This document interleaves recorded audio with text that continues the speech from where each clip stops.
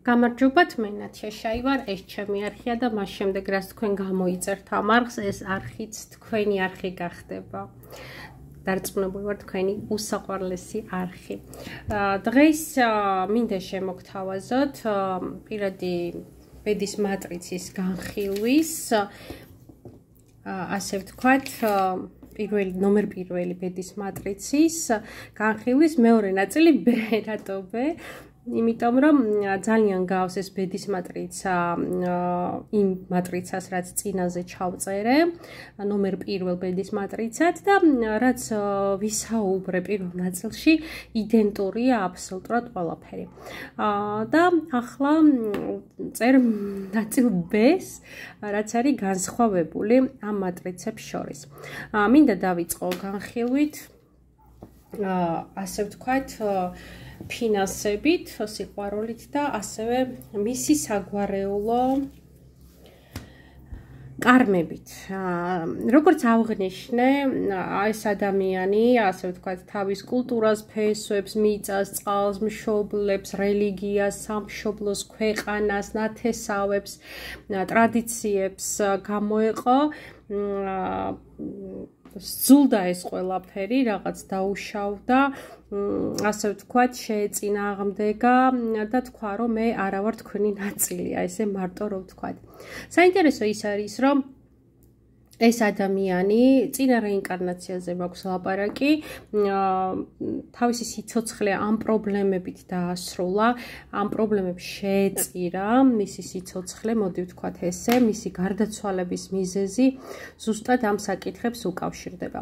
ამიტომ ერთმნიშვნელოვნად რომ ვთქვათ, ამ ცხოვრებაში, უკვე ამ რეინკარნაციაში ადამიანმა სულიერ საკითხებში უკვე განვიხილეთ, რომ ეს თემები უნდა დაამუშავოს, რაც უკვე განვიხილე მის კარმის შოულში და თქვენ წარმოიდგინეთ, მატერიაში რო იყოს ძლიერი, წარმატებული, იქაც ეს ენერგია უნდა დაამუშავოს. აბსოლუტურად იგივე, რაც განვიხილე კარმის კუჩი, ზუსტად იგივე ენერგიები უნდა დაამუშავოს, ასე ვთქვათ, მატერიაში.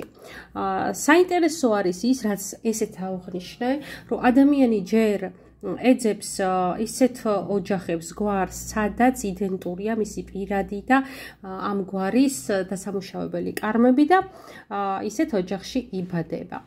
ამ სულმაც, ანუ ამ პიროვნებამაც, რომელიც მე დამიკავშირდა, ცხადია, არჩია ესეთი გვარი და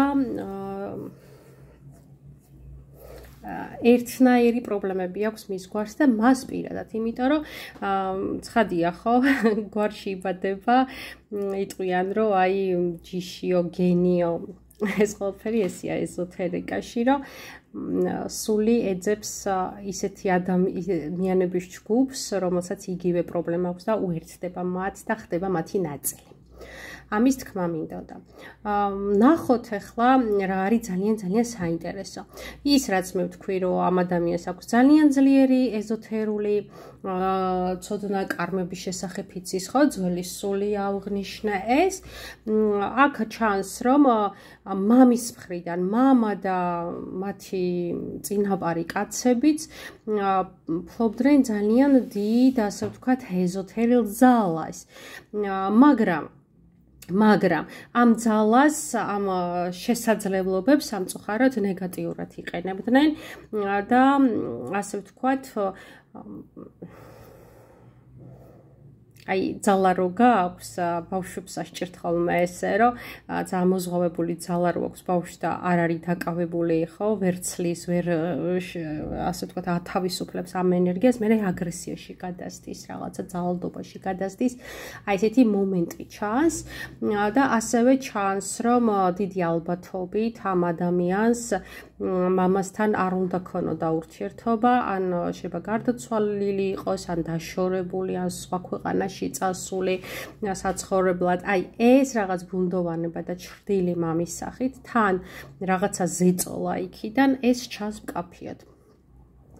რაც შეეხება ოჯახის, სამშობლოს, ტრადიციების, რელიგიის, ეს ჩამონათვალია შეიძლება ყველაც იყო და შეიძლება ერთ-ერთი ამათგანი, ასე ვთქვათ, საწინააღმდეგოდ გალაშქრება ეს უკვე ჩანს დედის მხრიდან კაცებში, ბაბუებში ამ პიროვნებასთან და ძალიან მკაფიოდ ჩანს, რომ მან ეს კარმის კანონები დაარღვია. ნახეთ ახლა რა ხდება და ამ დროს იბადება ბავშვი ამ გენეალოგიაში დიდი კარმის ცოდნით. ხედავთ როგორ არის ჯაჭვით აწყობილი სამყარო.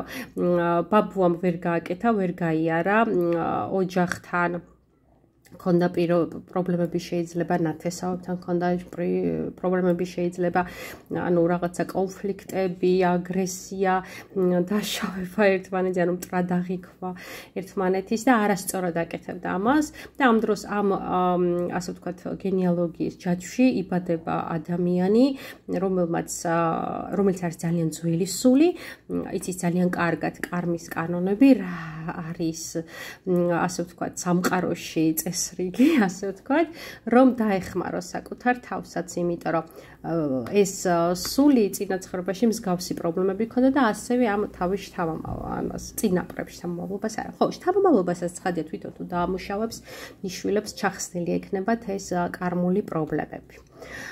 და აი ამ ყველაფრის მოგვარება დაბადების ენერგიის რუიანის, რასაც ბევრი ვილაპარაკე პირველ ნაწილში, ამუშავება, ოჯახზე კონცენტრირება და რა პრობლემებიც არის, სარკისებურად შემოტრიალება საკუთარი თავისთვის, აბა რას ვაკეთებ, რას ვაშავებ, მესად დავუშვი აქ შეცდომა, ან გაანალიზება ელემენტარულად ჩემი გვარი, სად იყო არასწორი, ეს უკვე დამუშავება არის.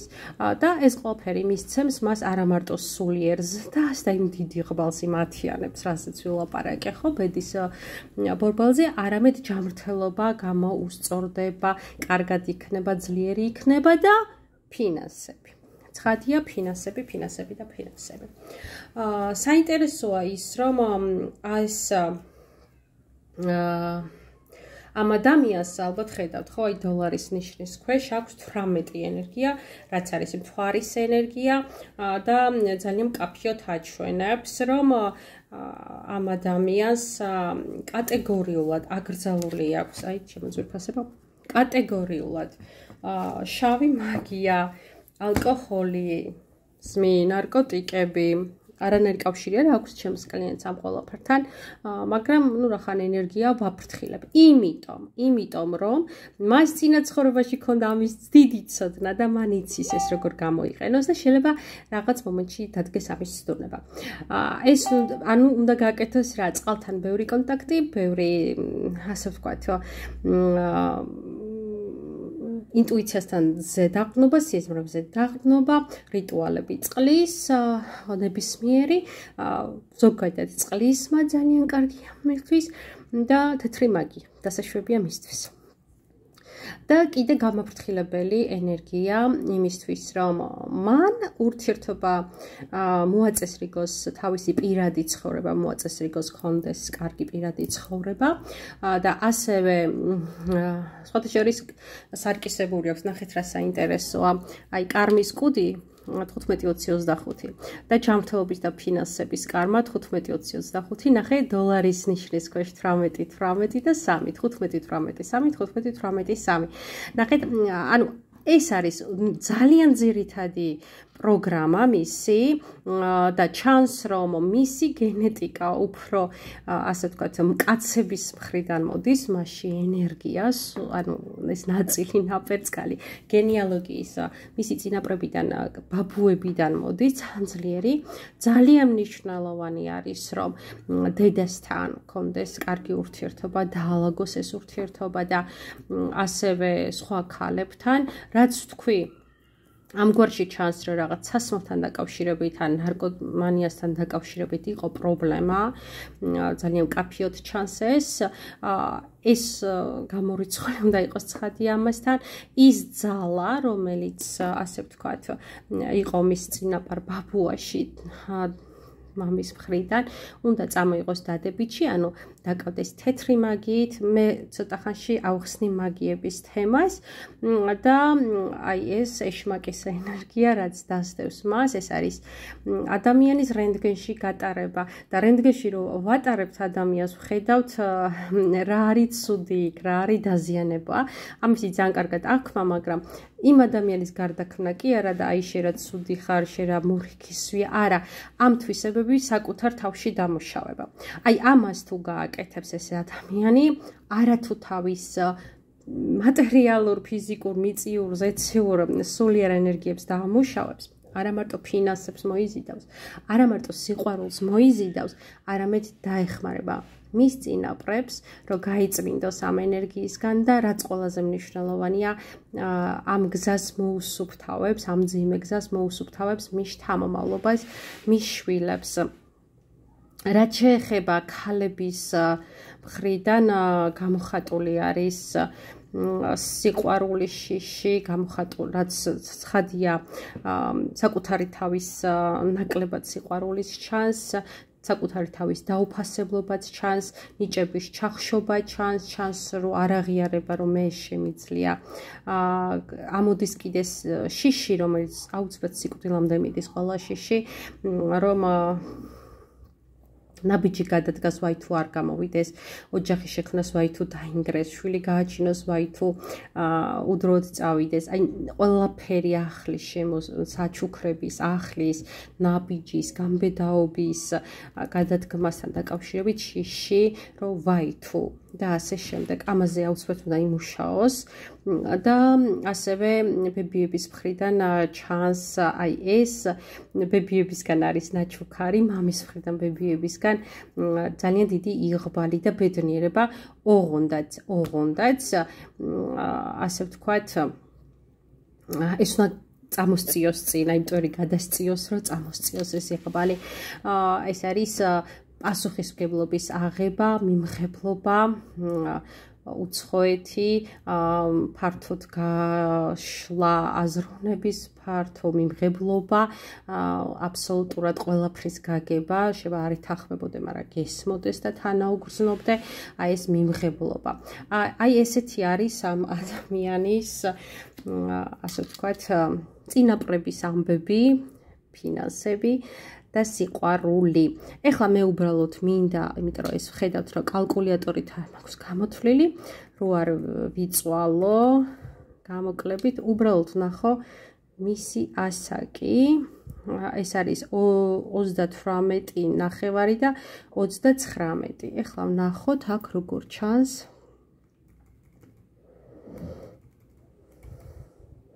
წლის პროგნოზი რო ვუთხრა ამ ადამიანს, წელს რა უნდა გააკეთოს მნიშვნელოვნად. აი ვნახოთ. არა, ხორ შემეშალა. კიდევ ერთხელ გადავამოწმო ასაკი.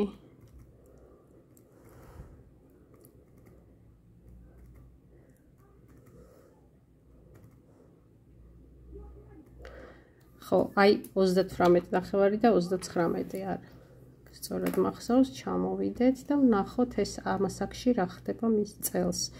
რა ენერგიები აქვს და რა შესაძლებლობები. ვნახოთ ახლა აქ 38.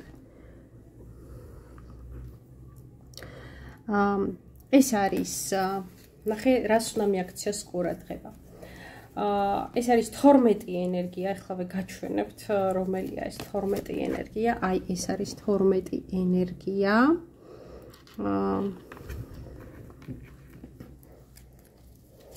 და მეორე ენერგიას გაჩვენებთ, სანამ მესამესაც გაჩვენებთ. აი ეს. პირველ რიგში ეს არის 12 ენერგია, რაც აჩვენებს იმას, რომ აუცილებლად ეს ამ ადამიანმა ამ კარმებიდან გამომდინარე, აბა ვნახოთ სადმე ხوار ფიგურირებს 12. არა, ზოგადად 12 ენერგია, მოგესე დავდებ, რომ მე შევხედო ენერგიებს. ამ ადამიანმა აუცილებლად უნდა იყოს თავის თავზე პასუხისმგებლობა. ამ ასე ვთქვათ, საგვარეულო თემატიკა, რაც თქვი, ეს პრობლემები, ხო, აგრესია, სასმელი, დაპირისპირება, ხო, ერთმანეთზე დაშავება, უნდა იყოს ეს პასუხისმგებლობა, ეს მისია და დაარეგულიროს ეს ყველაფერი. ოღონდ არ უნდა იყოს მსხვერპლი, ეს უნდა იყოს ასე ვთქვათ, მისიონერივით. ეს უნდა იყოს რაღაცა, აი, დიდ მისიას რო აიღებს ადამიანი და ამას შეასრულებს, აი რაღაცა, ხო, ეს ხო დიდი პატივი არის, ხო? აი ესეთი მისიის საპასუხისმგებლო მისიას რო დააკისრებს ვინმე, ხო? რატო ოჯახი, რატო გვარი? იმიტომ რომ მესამე ენერგია ეს არის ხუთიანი ენერგია, რაც პირდაპირ მიმანიშნებელია, რომ ეს არის ოჯახი და გვარი. აუცილებლად შთამომავლობებზე, ანუ მის ქვევით დაბადებულ ბავშვებზე, ხო? ანუ მისი თაობის ზევით ცხადია, მაგრამ მისი თაობის ქვევით წამოსულ შთამომავლობებზე განსაკუთრებით, აი აქედან უნდა დაიწყოს ეს ენერგია, ყველასთვის გახდეს, აი ერთნაირი, არ გასაჯოს, რომ შენ მართალი ხარ, შემტყუანი ხარ, ყველასთვის იყოს მაშველი რგოლი. სულ ამბობ 19 ენერგია ეს არის ვეფხისტყაოსანი შემორქმით, რომ სულ იქიდანაფორიზმები მომდის. ვარდიდან ეხუთა ვინადგან, მზე სწორედ მოეფინების, ყველასთვის იყოს თანაბარი და ყველასთვის იყოს მართალი სიტყვა. და აი ეს ფუნქცია აიღოს დაალაგოს სიტუაცია მის საგვარეულო თემებთან დაკავშირებით. ეს იქნება დადებითი.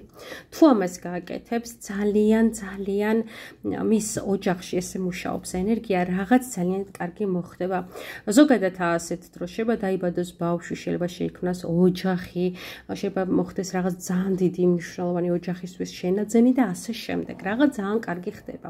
ჯილდოს იღებს სამყაროდან. თუ ეს ადამიანი იქნება ამ პრობლემებს შეწირული, დაიმალება შეძრება სოროში, ასე ვთქვათ, რომ მე რა შემიძლია, მე რა უნდა გავაკეთო, მე არაფერი არა ვარ და ისევ მივდივართ აი ამ თავის უსუსურობის განცდასთან, ხო, მე რა შემიძლია, ამ დროს შეგიძლია, მაშინ რაღაცა ნეგატივი ხდება ოჯახთან დაკავშირებით. წელიწადი არის ესეთი, ანუ ესე უნდა გამოიყენოს ეს ენერგია, ეს არის წლის დავალება და წლის კარმა. სხვა რა შემიძლია ვთქვა, ჯანმრთელობასთან დაკავშირებით თუ ადამიანს რაიმე კონკრეტული აწუხებს მეუბნება და ამ შემთხვევაში კონკრეტული დაავადებასთან დაკავშირებით გავცევა, ასე ვთქვათ, რჩევებს. ეხლა მინდა ძირითადად ვთქვა, რომ მისი სულისთვის ყველაზე მნიშვნელოვანი არის აი ეს ჩრდილები, ის რენტგენში რო გაატარა და დაინახა ცუდი, დაიწყოს თავის თავში ამ ცუდის საქცილების, ემოციების, თვისებების პოვნა, მოძიება და ასე ვთქვათ, მისი დამუშავება, ხოლო მატერიაში ეს ადამიანი, ამ ადამიანმა უნდა იცოდეს, რომ ყველაფერი წარმავალია და ქარის დევნა და ანუ არ გაეკიდოს, არ ინერვიულოს, არ ჩაეჭიდოს ის, რაც მიდის გაუშვას და მაშინვე დაიწყოს ახლის კეთება. ამან უნდა იცოდეს, რომ ციკლურია ეს სამყარო, რაღაცა მთავრდება, იქვე რაღაცა იბადება და არაფერ მატერიალს არ ჩაეუჭოს. დაინგრა სახლი, ააშენოს, დაკარგა სამსახური, დაიწყოს ახლის აშენება და ასე შემდეგ. თლიანობაში უნდა იყოს, რაზეც ძალიან ბევრი ვისაუბრე, ეს 10-იანი იღბლის ენერგია, რომელიც არის ის, რომ მე ვიცი სამყარო, რომ შენ ხარ ჩემი მამა, ღმერთო ვიცი, რომ მამა ხარ ჩემი მშობელი, მე ვიცი, რომ ვარ შენი შვილი, ამიტომ მე არაფერს არ მეშინია, ყველაფერი იქნება კარგად. შეგიძლიათ სხვა სიტყვებით შეცვალოთ, რომ მე მოქვი ძლიერი ანგელოზი მისი მფარველობა, მე ვარ იღბლიანი. 1000-ნაირი დებულება შეგიძლიათ ჩაიდოს თავში, მაგრამ უნდა იცოდეთ, რომ ყველაფერი კარგად იქნება, ესე უნდა იფიქროთ, ესეთი განწყობა უნდა გქონდეს და სული მოძრაოთ ამ მზისკენ. როგორც კი ყურებს ჩამოყრით, ბედის ბორბალი დატრიალდება უკუღმა და ამ შემთხვევაში ძალიან ბედნიერი ადამიანი კი არა, ძალიან უბედური ადამიანი არის ხოლმე 10-იანი ენერგიის მატარებელი. ასია, რა ვქნათ. კაცებთან და ქალებთანაც ზუსტად იგივე ენერგია უნდა მიიტანოს და მუშაოს, ასე ვთქვათ, აი ეს საგვარეულო წინაპრების ეგრეგორები, მოცემულობა ეს არის. ხოლო ვინ არის ის ღმერთისთვის, რა სულიერი მისია აქვს, რა არის ის, რაც მან უნდა გააკეთოს დედამიწაზე, აი მატერიაში, მატერიალურ სამყაროში, ეს არის ისევ და ისევ დედასთან კარგი ურთიერთობა, ეს არის შვილების გაჩენა, რაც მოდის დედის იმაში, შვილებთან ცუდი დამოკიდებულება, შიშიშვილების ერთი მითი მახსენდება და ბევრს გახსენდება შვილებს რო ჭამდა მამა საკუთარ შვილებს შიშით რო არ წაერთმია ძალაუფლება, ამიტომ ამის დამუშავება აუცილებლად გამრავლება, ეს არის სიმყარის მოტანა, საფუძველის მოტანა, ხო, ირგვლივ ყველასთვის და აი ესეთ ვთქვათ, თითქოს ფესვი, ის ფესვი უნდა გახდეს, რომელზეც შეიძლება მე ბევრი ყლორტი და ტოტი და ფოთოლი ამოვიდეს. აი ესეთი ენერგია უნდა შემოიტანოს სამყაროში. ამითი ვასრულებ ამ ძალიან კარგი სასიამოვნო ადამიანის ბედის მატრიცის განხილვას. თქვენ კი გელოდებით, ვისაც სურვილი გაქვთ, შეგახსენებთ, რომ მე ვარ ნათია შაი, ჩემი ნომერია 591 233 507. წარმატებები.